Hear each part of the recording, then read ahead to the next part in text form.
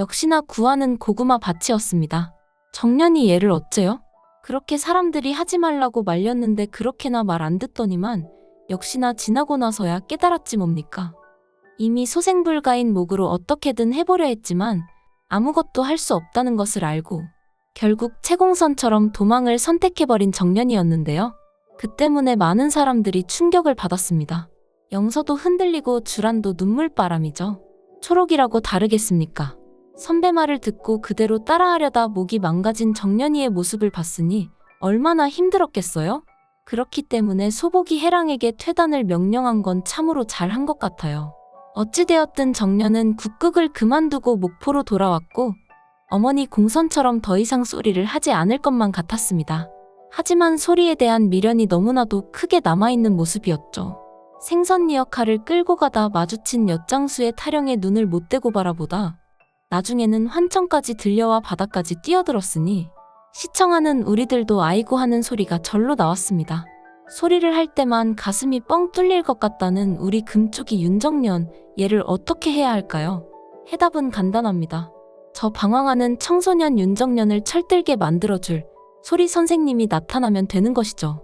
그리고 아픈 애를 도와줄 친구가 있으면 좋고요. 저는 주란이 갈 줄 알았는데 예고편에서 영서가 함께 가더라고요. 그리고 예고편에서 어머니 채공선의 음반을 들고 있는 윤정년의 장면이 나왔습니다. 웹툰에서는 대본집을 던졌는데 드라마에서는 어머니 채공선의 LP판을 누군가가 던졌고 정년이 그걸 다시 건져내려는 것으로 보여져요. 어쩌면 이건 자신의 목소리에 대한 결단을 상징하는 장면이 아닐까 싶습니다. 그럼 과연 누가 던졌을까 하는 의문이 듭니다.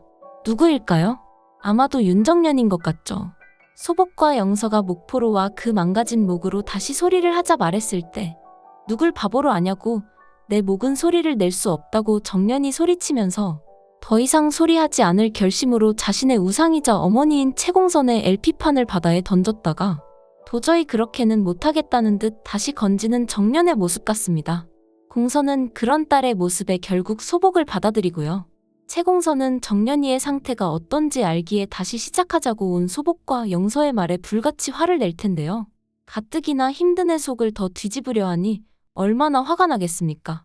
헛된 희망놀이나 하는 소복과 영서를 보며 니네들이 뭘 하냐고 소리치고 싶었을 거예요. 소리 하나 찾으려고 뱀이며 벌레며 똥물까지 마셨던 과거의 채공선이었습니다. 조선팔도의 목에 좋다는 건 다 해봤는데도 다 안 되었어요. 그런데 정년이는 그 부러진 목으로 다시 노래를 하게 됩니다. 희망이 현실이 된 것이죠. 왜 정년이는 된 거지 싶은 공선일 텐데요. 그건 이유가 있습니다. 채공선의 과거를 보면 혼자서 모든 걸 인내하는 인물이에요. 친한 동무였던 소복이 있었지만 소리에서만큼은 오롯이 홀로였던 공선이었습니다. 소복과 친하고 둘도 없는 친구 사이 같았지만 막상 곁은 내주지 않은 공선이었어요. 그리고 목을 쓸 수 없다는 것을 깨닫자마자 그 누구의 상의도 없이 스스로 떠나갔고요. 정년이도 그런 줄 알았겠죠. 그러나 정년은 좀 다릅니다. 언뜻 보면 채공선과 같지만요. 정년이 곁에는 리틀 강소복인 허영서가 있어요. 그리고 채공선의 동무이자 정년의 선생님인 소복이 있습니다. 소복은 공선이 목이 나갔을 때 절대로 더 이상 목을 쓸 수 없다는 생각을 하지 않았습니다. 강소복은요, 채공선보다 임진 스승님 곁에서 더 오래 배운 인물입니다. 그렇기 때문에 소리를 잘 내는 것뿐만 아니라 못 쓰게 된 소리도 어떻게 하면 나오게 할 수 있는지 알 수 있어요. 국극계의 1인자 매랑극단의 단장이니 살아가면서 망가진 목을 달고 소리를 부르는 명창들을 얼마나 많이 봐왔겠습니까? 동무인 공선이 자기에게 상의만 했었더라면 다시 소리를 부를 수 있었을 텐데 하는 일종의 아쉬움을 늘 가지고 있던 소복은 정년이가 목이 망가졌을 때 도와주지 못했던 공선에 대한 아쉬움을 이참에 제대로 풀 것 같습니다. 영서는 멘탈이 나가있는 정년이를 붙잡아두고요. 천재라는 타이틀 때문에 홀로 감내하고 스스로 목을 고치려 했던 공선. 하지만 정년은 공선처럼 홀로가 아닌 스승과 라이벌이자 친구인 영서가 있습니다. 혼자가 아니에요. 그렇기 때문에 정년은 채공선과는 다르게 그 망가진 목으로 사람들의 감정을 앗아가는 소리를 새롭게 만들어내게 됩니다. 어머니 공선도 그런 정년의 모습을 보며 과거에 왜 자신은 그토록 모든 걸 혼자 해결하려 했을까? 내 곁에 있는 사람들에게 손을 내밀어 주기만 했더라도 그렇게 사랑하는 소리를 다시 낼 수 있었을 텐데 하는 후회를 할 것입니다.